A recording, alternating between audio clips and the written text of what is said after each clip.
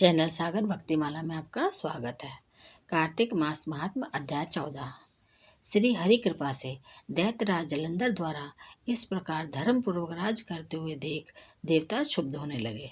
देवताओं ने देवादिदेव शंकर भगवान का मन में स्मरण करना आरंभ किया। भक्तों की कामना पूर्ण करने वाले भोले शंकर बाबा ने नारद जी को बुलाकर देव कार्य की इच्छा से उनको वहाँ भेजा। शंभु भक्त देव ऋषि नारद जी ने भगवान शिव जी की आज्ञा से देवपुरी गए। वहां पर इंद्रदेव और सभी देवता व्याकुल हो शीघ्रता से उठ नारद जी को उत्कंठा भरी दृष्टि से देखने लगे। अपने सब दुखों को नारद जी को बताकर उन्हें नष्ट करने की प्रार्थना की। तब नारद जी ने कहा, वह सब कुछ जानते हैं, इसलिए अब वह दैत्यराज जलंधर के पास जा रहे हैं। ऐसा कहकर देव ऋषि नारद जी देवताओं को आश्वासित कर जलंधर की सभा में चले गए। जलंधर ने नारद जी के चरणों की पूजा कर हंसते हुए उनसे उनके आने का प्रयोजन पूछा, अर्थात आप कहाँ से आ रहे हैं, यहाँ कैसे आए हैं, मेरे योग जो सेवा हो उसकी आज्ञा दीजिए।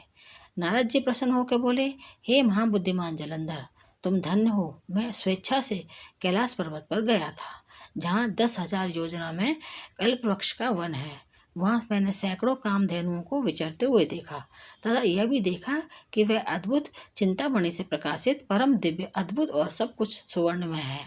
मैंने वहाँ पार्वती के साथ स्थित शंकर जी को भी देखा, जो सर्वांग सुंदर गौर वर्ण त्रिनेत्र और मस्तक पर चंद्रमा धारण किए हुए हैं। उन्हें देखकर मुझे बड़ा आश्चर्य हुआ कि इनके समान समृद्धिशाली त्रिलोकी में कोई है या नहीं। हे दैत्येंद्र, उसी समय मुझे तुम्हारी समृद्धि का स्मरण हो आया और उसे देखने की इच्छा से ही मैं तुम्हारे पास चला आया हूँ। यह सुनकर जलंधर को बड़ा हर्ष हुआ। उसने नारद जी को अपनी सब समृद्धि दिखला दी। उसे देख नारद जी ने जलंधर की बड़ी प्रशंसा की और कहा कि निश्चय ही तुम त्रिलोकपति होने के योग थे। ब्रह्मा जी का हंस युक्त विमान तुम ले आए हो। धूलोक, पाताल और पृथ्वी पर जितने भी रत्नादि हैं, सब तुम्हारे ही तो हैं। ऐरावत, उच्चैश्रवा घोड़ा, कल्प वृक्ष और कुबेर की निधि भी तुम्हारे पास है। मणियों और रत्नों के ढेर भी तुम्हारे पास लगे हुए हैं। इससे मैं बड़ा प्रसन्न हूँ, परंतु तुम्हारे पास कोई स्त्री रत्न नहीं है।